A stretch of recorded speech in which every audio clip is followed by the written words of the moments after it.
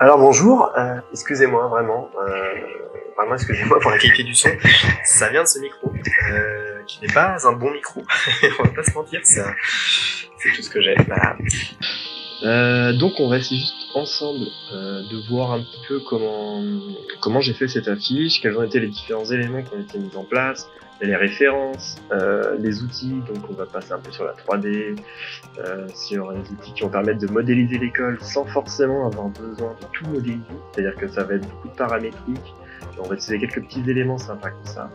Et ensuite, après cette 3D, on va voir un peu tout ce qui est texture, on va voir un petit peu tout ce qui est rendu, donc ça va être assez rapide quand même, je vous rassure, mais l'idée c'est que vous fassiez une idée du process qui a permis de réaliser l'ensemble de l'image. Et après, donc ce volet 3D, on va avoir la fameuse phase de photoshopage. On va voir un petit peu qu'il y a un énorme boulot avec Photoshop, mais qui n'aurait pas été possible sans toute la préparation de 3D derrière. Voilà. Donc j'ai essayé de faire ça vite. Je suis pas forcément très à l'aise avec un micro, avec du montage comme ça. Donc on va commencer par les références, l'histoire de l'école, et ensuite on y va. C'est parti. Et hop.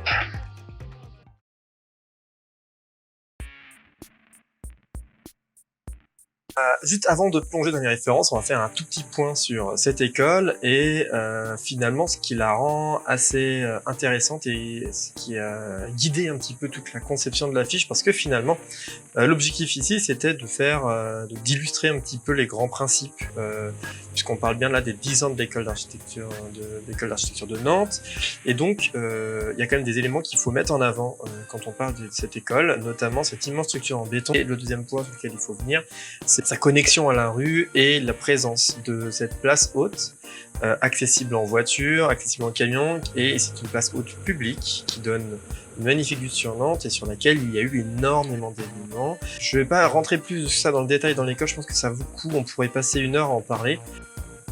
Alors, pour tout ce qui est référence, par son caractère radical, cette école m'a naturellement toujours fait penser un petit peu à ces utopies où on fabrique des immenses structures, des immenses bâtiments, et j'avais vraiment envie de me projeter un petit peu dans cet univers-là et de créer une espèce de ville constituée de l'école d'architecture de Nantes.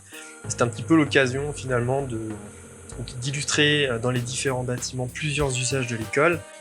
Par exemple, on a les différents travaux de Schouten, par exemple, et qui sont absolument magnifiques. Et j'aimais beaucoup cette esthétique-là. Et il y a évidemment les affiches de Laurent Durieux qui sont absolument magnifiques, l'espèce de travail en couche et tout. Je me suis dit, mais avec la 3D, il y a sûrement moyen de faire quelque chose qui se rapproche de cette esthétique-là.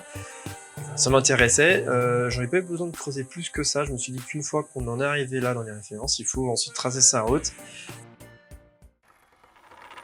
Avant de modéliser quoi que ce soit, j'ai commencé par dessiner les grands principes de l'affiche pour pouvoir savoir très précisément ce dont j'aurais besoin et ce dont je n'aurais pas besoin. Pour ça, ce que j'ai fait, c'est que j'ai d'abord joué avec les volumes en 3D, puis je me suis servi de ces volumes en redessinant dessus pour mettre en place les éléments importants. Ce qu'on peut voir sur ce calque, c'est différents éléments présents dans l'affiche finale. On peut voir différents plans, avec un premier plan dans l'ombre, un second plan éclairé par un soleil un peu couchant, et un arrière-plan lui aussi dans l'ombre. On peut voir aussi différents éléments qui sont mis en place, qui renvoient à la partie que je vous ai présentée juste avant, c'est-à-dire la cabine, le cinéma plein air, etc. etc. Et ce calque m'a servi tout au long du processus de conception. Ensuite, j'ai dû adapter ce calque en 3D. Là, j'ai fait un peu n'importe quoi. Vous voyez que là, c'est la première composition que j'ai sortie. Elle me plaisait pas plus que ça, mais en fait, finalement, elle m'a servi un peu de support pour voir l'avancée de ma 3D par rapport à l'idée de base. Finalement, j'ai repris complètement la composition de cette affiche. J'ai intégré la rampe, qui est un élément central dans l'école. Les ombres et les couleurs devaient rester ce qu'elles étaient sur le calque. Bon, voilà pour ce qui est un petit peu de la conception. On reviendra sur la composition à la fin de la vidéo. Là, on va pouvoir voir un peu plus justement tout ce qui est modélisation, texture, et puis voilà, on en a pour 4-5 minutes. L'école, c'est un bâtiment en kit, entre guillemets. On y retrouve toujours les mêmes éléments qui sont dupliqués et mis dans différentes situations. Ce que je voulais faire aussi avec cet exercice, c'était de travailler avec Rayclone, qui est un espèce de plugin sur 3DS, et qui permet comme ça de dupliquer, de générer des choses à partir de patterns. Par exemple, si on regarde un peu côté garde-corps, on va commencer par le plus simple, vous voyez que les garde-corps sont constitués en fait de 3 pièces, modélisées relativement simplement. Et en fait, ces 3 pièces, elles sont ensuite utilisées et dupliquées, et Rayclone puise dans chacune de ces pièces pour générer les garde-corps. Vous voyez qu'ici, je joue un peu avec la ligne. Finalement, lui, il adapte la géométrie à tout ça. Ce qui est intéressant, c'est qu'avec un outil comme ça, on peut facilement faire des garde-corps hyper longs, faire des formes très complexes sans avoir besoin de les modifier. Au moment où je reviens sur les 3 pièces de base, eh bien, on peut modifier l'ensemble des garde-corps, il suffit juste de mettre à jour les éléments qui sont élevés. Donc, ce process qu'on peut voir là, simplement à travers les garde-corps, c'est aussi comme ça que j'ai généré la structure. Vous voyez qu'ici on a les poteaux poutres, j'ai modélisé plusieurs panneaux que j'ai appliqués sur cette structure, et vous voyez que en faisant ça, on peut facilement comme ça générer des écoles un peu comme on veut, à l'infini. Il suffit d'avoir une ligne au sol. Et vous voyez que là, donc, je trace une ligne par exemple, et on voit la structure créée au-dessus. Je la duplique dans la hauteur. Il suffit de réutiliser cette ligne pour ensuite déterminer des planchers. Et voilà qu'on a un bâtiment qui est complètement paramétrique et qui permet de générer des écoles à l'infini. Donc, ben voilà, j'ai trouvé ça assez chouette à faire. Ne serait-ce que rien que faire ça, même en ayant quitté l'école, on redécouvre des choses en le faisant. Je pense que j'ai pas à m'étendre plus que ça sur la modé. Là, on a quand même fait pas mal le tour. Là.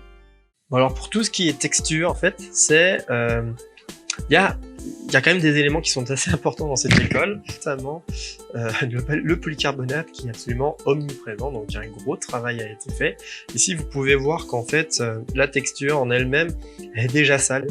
Et ça, pour moi, c'est important de refléter un peu cet état d'usage au travers des textures, parce que c'est comme ça qu'on fait vivre aussi une 3D. Dans le cas d'une utopie, on est dans un truc un peu installé, un peu construit et tout, et donc il fallait que ça soit abîmé. J'ai pas trop poussé texture parce que je savais qu'il allait y avoir beaucoup de post-prod derrière, donc si vous voulez, je suis quand même assez léger, on va pas déconner, mais j'ai essayé de me faire plaisir aussi, c'est un peu le principe de cette affiche. Au niveau du béton, il y a quand même quelques petites subtilités. En fait, l'ordinateur va calculer la crasse tout seul. Voilà. L'ordinateur calcule la crasse tout seul. Et ça, c'est super bien. En fait, en fonction des intersections entre les objets, ça se salit, quoi. Et ça, je pense que c'est important parce qu'à l'école et dans les bâtiments en béton, il y a toujours un peu de crasse comme ça qui est en partie haute. Et il y a une autre petite subtilité que j'ai ajoutée un peu partout dans la scène. Dans le monde physique, réel, vous n'avez qu'à regarder autour de vous en ce moment même, vous allez voir qu'aucun objet, il n'y a absolument aucun, n'a d'arête nette. Alors quand on fait de la 3D, ce sont des arêtes nettes.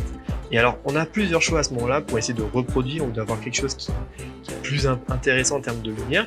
Soit vous le modélisez en vue, mais ça vous fait plus de géométrie, et en fait en 3D on essaie de réduire au maximum le nombre de polygones pour éviter d'alourdir la scène. Soit on utilise justement sur la texture un petit élément, un Corona Round Edge, et vous définissez en fait un rayon, et ça va arrondir les arêtes de tous les éléments qui auront la texture. Donc c'est super puissant, ça je trouve ça super bien. Autres petits éléments, donc si on regarde un petit peu au niveau des matériaux du métal, le métal, après j'ai quand même fait des matériaux très simples, je voulais pas rentrer trop dans le détail. Le métal, pareil, il y a une ambiance occlusion qui permet un petit peu de salir les bords des garde-corps et tout, pour éviter d'avoir quelque chose de trop clean. Ça permet aussi de marquer un peu mieux la géométrie, j'aime bien faire ça. Et au niveau des matériaux, il y a un dernier élément, ce sont les caillebotis, sauf que j'allais pas les modéliser. C'est pas que c'est pas impossible, c'est que ça demande trop de géométrie. À la place, j'ai fait un petit matériau, et c'est très simple, on a 2 éléments, une opacité et un bump. Et ça m'a suffi en fait. De toute façon, ça ne sera jamais en premier plan, donc je peux me permettre de le simplifier. Voilà. Donc on a fait à peu près le tour des textures. Je pense pas qu'il y ait grand chose de plus ultra compliqué dans cette scène. On va pouvoir passer à la suite. Bon alors, on arrive un peu à la partie fun, c'est le moment que j'attendais depuis le début. C'est le rendu. Ça y est, on a installé les assets, on a commencé à mettre en place la scène. Et là, ça y est, on y est. On appuie sur rendu.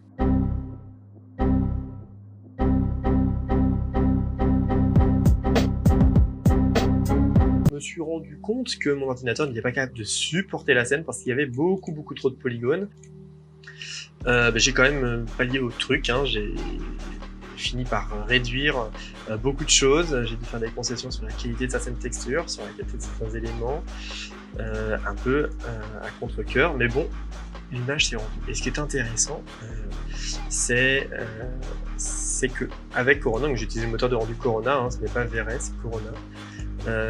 Ce qui est intéressant, c'est qu'on peut comme ça compiler toutes les lumières de la scène et les stocker. Et lorsque Corona rend l'image, il va sauvegarder comme ça l'impact de chaque lumière sur votre image. Et vous pouvez derrière, et ça c'est magique, contrôler l'intensité et la couleur de chacune de ces lumières. Même quand le rendu se fait, même quand le rendu est fini, vous pouvez jouer avec ça. Et ce fut un véritable plaisir parce que là, on est libéré un peu de tout ce qui est technique, à relancer un rendu à chaque fois qu'il faut modifier un truc. Là, on n'a plus qu'à jouer avec les lumières. Ce qui est intéressant, c'est qu'à partir de ça, on peut sortir comme ça plusieurs variantes voilà, essayer de faire un peu un retour, voir ce qui va bien, ce qui va pas bien. C'est notamment grâce à cette technique que j'ai pu sortir cette vidéo là. Pour mon PFE, en fait, basiquement, c'est une image à calculer.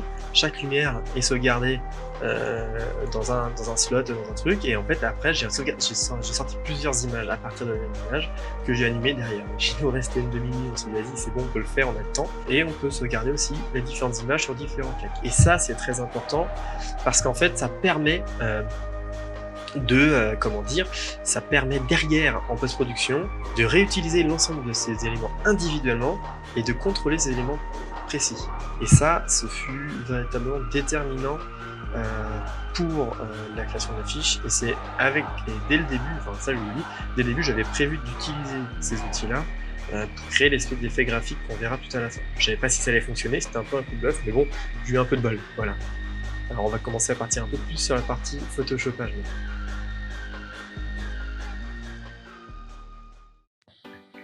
Bon, ça y est, enfin, on y est, c'est la partie post-prod. C'est vrai que finalement, ça fait quand même pas mal de temps de passer pour en arriver là, mais mine de rien, tout ce que l'on a vu avant va nous servir maintenant. Puisqu'on est encore un petit peu dans la partie technique, on va voir comment a été réalisé cet effet de sérigraphie. Si on zoome un tout petit coup là sur une affiche de Durieux, on peut constater plusieurs choses, notamment que chaque lumière, chaque ombre dispose de sa propre couleur, de son propre motif de hachure.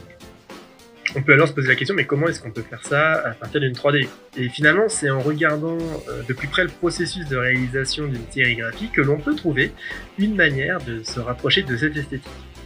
En fait, une sérigraphie, très grossièrement, c'est plusieurs passes de couleurs différentes qui se superposent avec chacune leur propre motif.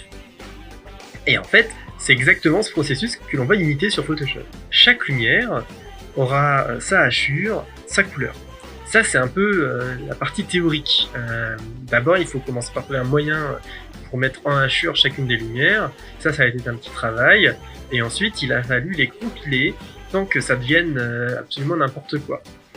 Là, je vais pas vous mentir, c'est une partie assez longue à faire, c'est pas forcément évident, et vu que c'était la première fois que je faisais ça, j'ai vraiment galéré. Bon, j'ai galéré, mais avec le sourire, hein, parce que finalement, quand il reste plus que ça à faire, ça va, c'est quand même sympa. Et la deadline approchant, il a bien fallu que j'arrête ce travail de post-production, et c'est vrai que maintenant, avec le recul, il y a quand même un certain nombre de choses que je n'aurais pas fait comme ça, notamment au niveau de l'épaisseur et du motif de certaines hachures. Mais bon, c'est toujours un peu comme ça quand on regarde ses travaux passés, on voudrait un peu tout changer. Et si on est sérieux 2 minutes, ce côté sérigraphie, ce n'est pas juste un effet de style, il sert la narration de l'affiche. En fait, lorsque l'on emprunte comme ça le vocabulaire, les codes de la BD, c'est une façon d'ancrer l'affiche dans un imaginaire collectif qui renvoie tout de suite justement aux dystopies, à la fiction. En tout cas, moi, c'est ce que je me raconte quand je fais ça. Après, j'espère que vous, lorsque vous avez découvert l'affiche, c'est un peu comme ça que vous l'avez lu. Le fait de vouloir comme ça coller à ce vocabulaire aussi, à ces codes, ça permet de maintenir une forme de cohérence tout au long du traitement de l'affiche. Afin d'aider le lecteur à se projeter, évidemment, l'ensemble de la composition est mise à profit pour guider le regard et établir comme ça une petite narration. Par exemple, les plans sont là pour détacher tout de suite les différents éléments de la scène. En mettant le premier plan dans l'ombre, par exemple, le regard se porte sur le second plan où se trouve l'un des sujets principaux de la scène, le bus. L'arrière-plan, lui, il est traité plus dans l'ombre et cela permet comme ça de détacher des silhouettes. Et pour accentuer ces silhouettes, le ciel, qui est lui vraiment en arrière-plan, est un petit peu plus clair. Afin de créer davantage de profondeur dans cette scène, un certain nombre de lumières complémentaires ont été installées afin de détacher davantage les éléments entre eux. Ce travail de plan, il est soutenu par les couleurs qui permettent d'accentuer les contrastes. Il y a un petit jeu de ton chaud-froid qui est présent sur la scène. C'est un coup un peu classique, mais bon, ça fonctionne à chaque fois. La saturation de l'affiche aussi, elle est par endroits poussée pour mettre en avant certains éléments clés de la composition. Par exemple, le bus, qui du coup est le sujet principal de la scène, il est plus saturé que le reste. Je pense aussi qu'il est important de parler des lignes de force. C'est entre autres pour ça que je suis passé d'une vue aérienne à une vue piétonne.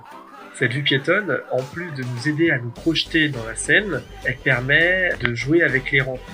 Ces rampes guident le regard dans plusieurs directions et permettent ainsi de porter l'attention sur différentes parties de l'affiche.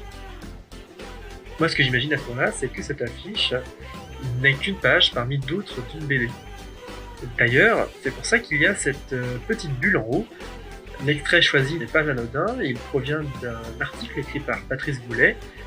Dans cet article, deux personnages fictifs discutent ensemble de l'école et des grands principes de l'architecture d'Anne Lacaton et de Jean-Philippe Vassal. J'aimais bien cette citation, et pour moi c'était aussi une façon d'ancrer cette affiche dans une histoire qui, pour le coup, existe bel et bien. Puis bah voilà, je pense qu'une fois qu'on a vu ça, on a vu à peu près tout ce qu'il y avait à voir.